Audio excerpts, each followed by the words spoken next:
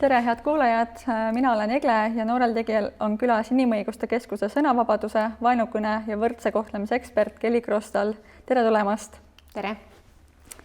Täna räägime siis sinuga vaenukõnest, et ole hea avakuulajale, mis on vaenukõne ja kuidas see erineb tavalisest negatiivsest ja kriitilisest väljendusest?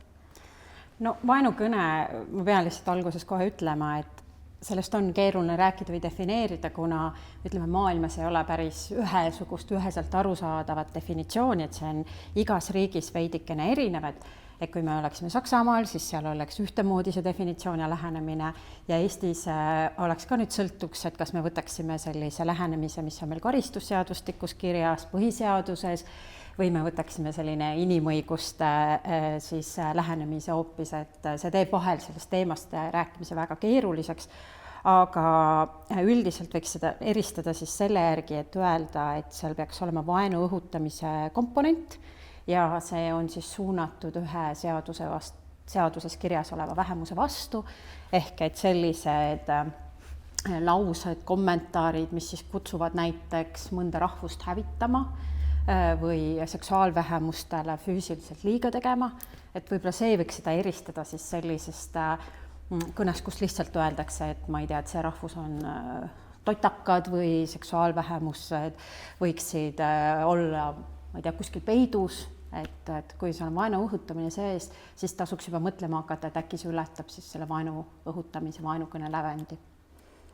Aga kust jookseb piir sõnavabaduse ja siis selle vaenu õhutamise vahel, et kas ongi see sama näide, mis sa tõid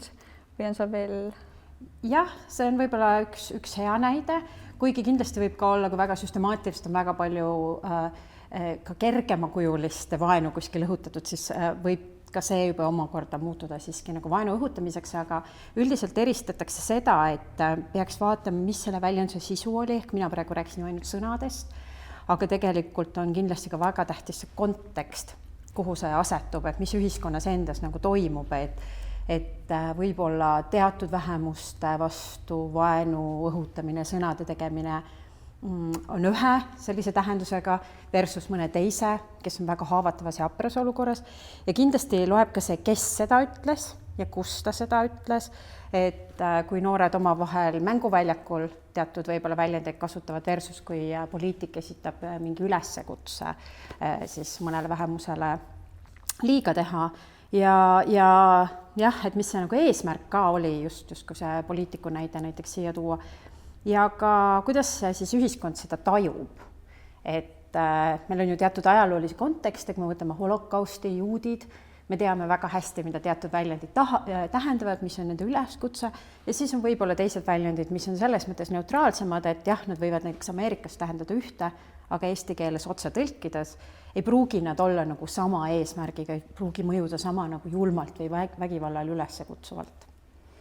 Täna oleme selle fookuse suuresti seadnud sotsiaalmeedias levivale vaenukõnele, et millised on kõige levinumad vormid just siis sotsiaalmeediakeskkonnas? Jah, Eestis kahjuks ikkagi konkurentsitult kõige rohkem on vaenu seksuaalvähemuste suunas, ehk et geide ja lesbide suhtes, et me oleme ise 7 aastat sotsiaalmeedias vaenu monitoorinud, suuresti muideks oma noorte praktikantide abiga. Meil just sellel suvel oli ka 3 toredat praktikanti Eesti erinevatest ülikoolidest meie juures abis ja seal me näeme nagu selgelt, et geid ja lesbid on siis see peamine sihtgrupp väga palju või ütleme nii, et üha rohkem on vaenu ja selliseid väljendusi ka siis mittebinaarsete inimeste, transsooliste inimeste, erinevate sooidentiteetidega inimeste suhtes, aga ajalooliselt läbi selle 7 aasta siis on palju veel pagulaste vastu, siis inimese rassi või nahavärvuse alusel või üldse inimesed siis, kes ei ole Eesti päritolu, et need on need kõige levinumad vormid. Aga kuidas te monitorite või kontrollite seda, kuidas üldse nagu inimene peaks sekkuma, kui ta näeb kuskil vaenu õhutamist? No esiteks meie muidugi raporteerime,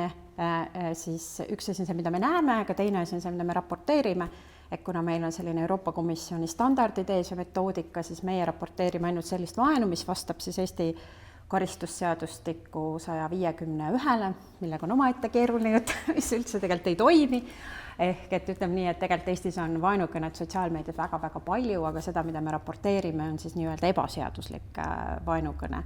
Sest nagu ma enne ütlesin, et definitsioone ja lähenemisi võib olla erinevalt, võib olla karistusõiguslikku, võib olla inimõiguste lähenemist. Aga siis seda, mis on ebaseaduslik, me otsime läbi märksõnade. Me otsime, sellel on niisugused, jah, ütleme, kõige lihtsam on ikkagi öelda, et läbi teatud märksõnade me seda otsime. Seda on väga lihtne leida, seda on Eesti sotsiaalmeedias väga palju. Ja raporteerimine on avatud kõigile, et kui sa küsisid, et mida teha, kui seda märgata, et loomulikult raporteerida, et oleneb nüüd platvormist, et TikTokis on see ühtemoodi, Instagramis on see teistmoodi, Facebookis kolmandat moodi, et saab raporteerida, öelda, et see on vaenukõne, seal tuleb ka valida, et milline tunnus see on see seal rassism või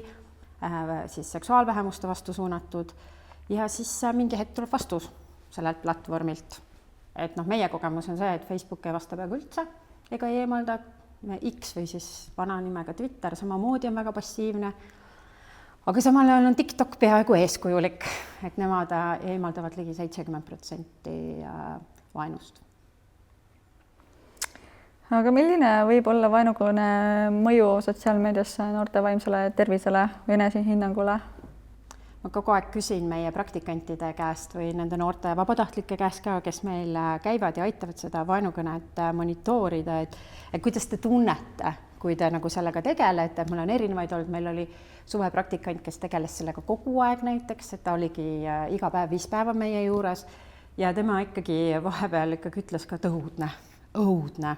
Aga mõni teine ütleb, et pole midagi hullu ja eks sulle on igal ajal olnud ja neid inimesi, kes teistest ei hooli, on igal ajal olnud, et ma näen, et see võib olla väga erinev. Ja ilmselt see on siis samamoodi ka lihtsalt nende noortega, kes vaenukõnega muud moodi kokku puutuvad, et oleneb väga palju sellest, kas see noor puutub ise mõnda vähemusse, et vähemusgrupi liikmetel on enamasti vähemalt siis neid muresid, mida vaenukõne kaasa toob rohkem, sest et vaenukõne ka siis nii-öelda isegi ju ka kiusamine ja solvamine, mis ei lähe vaenukõne alla, aga mida on ka väga palju ja mõjutab ikkagi enesehinnangut, mõjutab selle noore, selle vähemuse kohta suhetes teistega ühiskonnas, hierarhias, et vähemalt on potentsiaali, et vaenukõne võib mõjuda noore vaimsele tervisele äärmiselt halvasti, võib panna tundma teda vähem väärtuslikuna, kui ta tegelikult on väärt, tegelikult on iga noor väärtuslik. Et jaa. Aga laiemalt ühiskonnale või siis sellele ühiskondlikule sidususele, kui me igapäevaselt näeme seda vaenukõnet või mingid halvustavaid kommentaari, et kas see ühiskonna mastaabis siis ka mingit jälgi jätab? No tegelikult võikski üldse küsida, et miks me sellega tegeleme, et miks on olemas meil on põhiseaduses paragrahv 12 ütleb, et vaenu ei tohi õhutada ja meil on karistusseadustik paragrahv 151, mis ütleb samamoodi, et vaenu õhutamine on keelatud ja just praegu siis on Riigikogu menetluses tegelikult selle sätte muutmine ja loodetavasti tuleb veidikene parem regulatsioon, sest praegu on mitmeid õiguslikke probleeme, miks politsei ja prokuratuur ikkagi nii vähe selle teemaga tegeleb, et kui uus seadus tuleks, siis saaks natukene laiemad volitused, et sellel on ju mingi põhjus, et ükski seadus ei tule niisama. Et ühiskonnad Euroopas igal pool on ikkagi tegelenud sellepärast sellega, et arutu vaenu õhutamine võib viia vägivallani ja võib viia väga suurte konfliktideni, et lisaks sellele, et me ütleme, et on vaimne tervis, mida me peame hoidma ja me teame peale Covidit eriti, et kui habras see võib olla, et meil on, alati me saame holokausti tuua, et holokaust tõepoolest juutide massiline hävitamine algas vaenukõnest. Et Natsi-Saksamaal kasutati nii ajakirjandust kui tollest raadiot selleks ikkagi pidevalt dehumaniseerida juute, et näidata, et nemad ei ole samasugused inimesed nagu meie sakslased, et juudid on need, kes võtavad meilt kogu raha ära, võtavad meilt kogu ärid ära, võtavad meilt vabaduse ära ja inimesi on võimalik psühholoogiliselt tegelikult sõnade kaudu töödelda, panna neid uskuma seda, et mingi grupp ei ole piisav, neil ei pea olema inimväärikust samaväärselt kui sellel põhigrupil, kes on siis võimul. Aga see on selline juba pika ajaloo tagune, et meil on tegelikult ju mõne aasta tagant siis Myanmarist või vana nimega Birmast teada sealse rahvusvähemuse rohinjade vastu sooritatud genotsiid, kus siis ka tegelikult sotsiaalmeedial oli äärmiselt suur roll ja Meta, siis tolle Facebook põhiliselt kanalina on ka ise tunnistanud, viinud läbi suure auditi, uurinud, milline oli siis vaenukõne roll nende platvormil, et see läks nii kaugele, et ühes riigis 2020. aastatel siis tapeti lihtsalt rahvusvähemusse kuulumise pärast kedagi ja Meta siis tunnistas, et nad oleksid tegelikult pidanud rohkem tegema, nad oleksid pidanud seda vaenukõnet eemaldama, nad ei teinud seda piisavalt, nad võtsid vastutuse tegelikult. Et sellepärast me ühiskonnas sellega tegeleme ja sellepärast me hoiame ära tuleviku suuri vägivalla potentsiaalseid puhanguid, aga see ei pea olema nii suur, ma tõin sellised võib-olla kõige jõhkramad ja jubedama näite, aga on ka väga palju näiteid sellest, kuidas see, kui Facebookis jällegi või TikTokis on lubatud, ütleme, mingeid geimehi või lesbinaisi seal pidevalt rünnata, öelda, et nad ei ole päris inimesed, saavad teatud grupid julgust, et neid ka tänaval rünnata. Et meil on siin näiteid, kus geipastorile mindi noaga kallale, eks ole, füüsiliselt, kuidas ühelt noorelt neiult rebiti ära niimoodi vikerkaare lipp, et tal sai kaelale reaalselt vigastusi, et ei saa öelda, et meil ei ole neid juhtumeid, meil on neid juhtumeid. Aga miks seda just sotsiaalmeedias palju näha on, et kas ongi see, et kogu see kogukond on seal nii suur, et on võimalus kuidagi teisi mõjutada, kaasa haarata või on seal mingid muud põhjused? Jaa, ilmselt küll, et sotsiaalmeedia on esiteks nii levinud, et kui me näiteks Facebooki peal mõtleme, ka seal väga ei levita siis seda vaenu noored inimesed. Seal me räägime pigem 40+, 50+, isegi 60+ põlvkondadest, et nad on seal ikkagi ühendunud, nad saavad seal kiiresti infot vahetada, mis võib olla, kui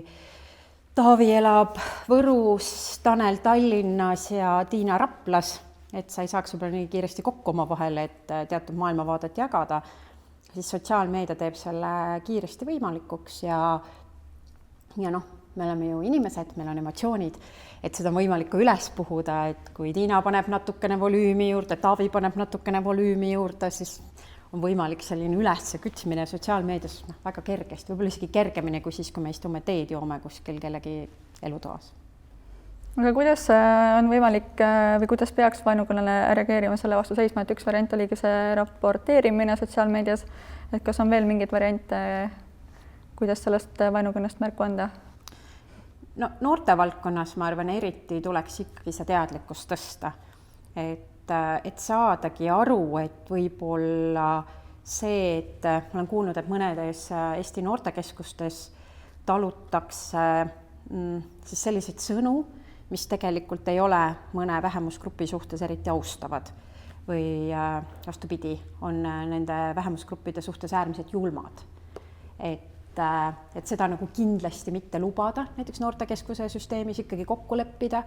et me austame kõiki vähemusi, me kasutame selliseid sõnu, mis on teiste suhtes viisakad ja väärikad ja see on ju nii lihtne igaüks, kui me küsiks, et kuidas me tahaks, et meiega käitutaks. Et kui ma mõne jubeda koleda sõna sulle praegu ütleks, võib-olla see poleks midagi väga hullu, aga ega mõnus ka vist ei oleks, on ju. Et kindlasti noortekeskustest tuleks selle teadlikkusega tegeleda, noorte seast tuleks selle teadlikkusega tegeleda, samamoodi nagu me oleme tegelenud ühiskonnas kiusamise teemaga, võiks me lihtsalt seda, et tekiks see arusaam, et see ei ole ainult üks sõna või see ei ole ainult üks lause, vaid sellel on siis reaalne mõju juba see, mis me enne rääkisime vaimsele tervisele, aga ta külvab potentsiaalseid seemneid tuleviku vägivallaks. Isegi kui me seda täna nüüd kohe nagu ei näe, aga see on seeme. Porgandi seemnest porgandi saamiseks läheb ka peaaegu terve suvi aega. No kuidas oskad sa öelda, kuidas sotsiaalmeedia platvormid tegelevad vaenukõne tuvastamisega või selle eemaldamisega, et ongi see, et keegi otsib märksõnade järgi ja raporteerib või? Nemad saavad raportid. Mismoodi nad saavad ja kuidas nad tegelevad, ei ole nad tegelikult väga avanud, aga nemad on siis kõik need suuremad platvormid, sealhulgas, mida ma ei ole maininud, näiteks ka YouTube, nemad on sõlminud siis Euroopa Komisjoniga või Euroopa Liiduga ütleme siis lihtsamalt, et sellise kokkuleppe, et nad raporteeritud vaenukõne raportid vaatavad üle 24 tunniga ja eemaldavad need sellisel juhul, kui ka nemad leiavad, et see on vaenukõne. Et ma igaks juhuks ütlen, et muidugi on väljendusvabadus äärmiselt oluline ka ja see on üksnes loogiline, et nad kõik ei eemalda. Ma saaks isegi nagu ebaloogiline, kui nad kõik võtaks ära, siis sest et väljendusvabaduse juures peabki alati debatt olema. Et see on nagu väga-väga okei, kui meil on mõni lause või ma ei tea, mõni lõik mõnest raamatust ja me vaidleme selle üle, et kas see on nüüd vaenu õhutav ehk vaenukõne või see läheb ikkagi sõnavabaduse alla, et ma kindlasti ei arva meie Inimõiguste Keskuses, et kuidagi väljendusvabadus ei ole tähtis, vastupidi, see on äärmiselt oluline. Et selles mõttes on ka täiesti arusaadav, et sotsiaalmeediaplatvormid kõike ei eemalda, vaid nad eemaldavad ainult mingi osa, aga kuidas nad seda täpselt teevad, me kahjuks täna keegi ei tea. See on nende ärisaladus. Küll aga on nad tunnistanud seda, et nad kasutavad nii inimesi, moderaatoreid, inimmoderaatoreid selleks, kui siis AI-d või sellist siis mis meil on see tehisintelligentsust või tehistaipu, et nad ühendavad need omavahel. Ja ilmselt seetõttu vahepeal satub üleüldse, kuna need platvormid üha rohkem seda AI-d kasutavad, siis üha rohkem on seal imelikke asju ka, et mul endal ka alles Facebookis hästi hiljuti võeti maha minu profiilipilt, mis mul oli olnud 3 aastat ja ma sain teata, et see on nude või et ma olen nagu alasti. Tegelikult ma ei olnud selles pildil alasti, mul oli natuke heledam bluus seljas, ja võeti mul lihtsalt see maha ja ma sain bloki. Mingi 7 päeva ma saan postitada ega kommenteerida. Et eks neil läheb viltu ka, sest see tehnoloogia on alles nagu arenev ja paar aastat või 3 aastat kaua see on olnud. Aga on mingid sellised häid näited ka mingitest ettevõtmistest või algatustest, mis siis on olnud edukad vaenukõne vähendamisel või selle ennetamisel? Ma ise tegelikult olen väga seda usku, et need samased monitooringud, mida meie teeme, on üks võimalus selle teemaga tegeleda, lihtsalt kui me väga laia tasandi ja Euroopa tasandi korraks uuesti ma tagasi tulen sinna, et ma ei ole lihtsalt seda maininud, et see ei ole kuidagi Eesti Inimõiguste Keskuse üks asi, mida me siin Eestis teeme, vaid sarnast asja tehakse absoluutselt kõikides Euroopa Liidu liikmesriikides. Seda siis toetab Euroopa Liit ise, aga toetavad need samased sotsiaalmeedia platvormid ka, et meil väga tihti siis toimub koolitusi, kus võetakse kõik vabaühendused kokku, võetakse praktikante kokku, võetakse vabatahtlikke kokku. TikTok teeb järjekordse koolituse, kuidas nende platvormil saab raporteerida, nad lasevad meil anda endale sisendit, et mis on Eesti kontekstis vaen ja mis ei ole, sest et igas riigis on ju omad sõnad ja omad väljendid ja oma kontekst, nagu ma enne ütlesin ka, et kui vaenukõnel hakata mõtlema, siis peab seda laiemat konteksti vaatama. Et see on nagu, ma pean seda ise selles mõttes ikkagi väga edukaks, sest et see on selline huvikaitse, ehk et meil on võimalik ka kogu aeg nende platvormidega nii-öelda kontaktis olla, nendega suhelda, neile ka öelda vahepeal, et kuule, et te olete laisaks läinud, et see oli ikka väga jõhker vaenukõne, et kuidas te seda ei eemaldanud. Või ka nagu vastupidi üksteisega kuidagi õppida üksteiselt ka mingitel viisidel. Meie võib-olla nende saame tehnoloogilist infot ja saame vastu anda seda sisulist infot, et see on olnud kindlasti väga-väga laias mõttes edukas. Aga on olnud palju väiksemaid projekte, ma olen ise ka näinud, et noortekeskused on teinud arutelusid. Me ise tegime paar aastat tagasi koostöös Saksa saatkonnaga Eestis sellise koolituspäeva, mille lõpuks siis noored said välja töötada erinevaid toredaid kampaaniaid. Sotsiaalmeedias nad said ka väikse rahastuse, et oma neid projekte ja teavitusüritusi läbi viia. Seal oli nagu nii palju toredaid ideid, et nagu, kuna see oli, meil oli ingliskeelne koolitus sakslaste tõttu osaliselt, siis väga nagu meeldis, et instead of hateful speech, let's have loveful speech, et sellised, mulle tundub, et noortel on üks tore asi ja midagi meiega juhtub, kui me vanemaks saame, et neil on nagu seda soojust ja armastust või seda arusaama päris kaua nendega kaasas. Ja siis kuskil saab see elukurjus meid inimestena kätte, siis see natukene väheneb, aga just see oli tore projekt. Ja ma arvan ka see, kui kõik need noortevaldkonna podcastid, ajakirjad, Mihused ise räägivad sellest nagu sisukalt, siis see on ka juba hea ja suurepärane. Sest seda kriitikat on niigi nii palju, et mul on õigus vaenata, mulle ei meeldigi geid, mulle ei meeldigi mustanahalised, et seda me kuuleme niigi nii palju ja palju vähem me kuuleme seda, et miks see ikkagi kahjulik on. Aitäh kutsumast, see on ka väga üks hea viis, kuidas sellest rääkida. Aga suur aitäh tulemast ja teemat avamast, et loodetavasti sai ka kuulaja siit enda jaoks kasulikku ja silmi avardavat infot.